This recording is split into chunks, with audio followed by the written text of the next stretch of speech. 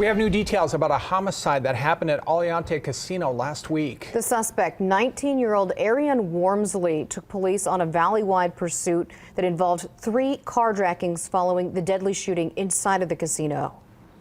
Now, the North Las Vegas Police Department responded to the shooting around 5 last Thursday morning. Investigators were able to pull security footage showing 2 adult men entering the casino from the 3rd floor of the parking garage just before 2 a.m.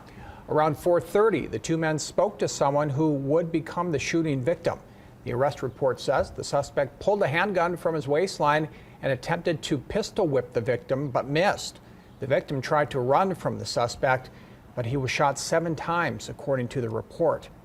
Police say it appears the suspect stole an unknown item from the victim's pants before leaving the casino in a stolen silver Mercedes. Fox 5 Rover caught this video the morning of the shooting of this Mercedes that the suspect got away in.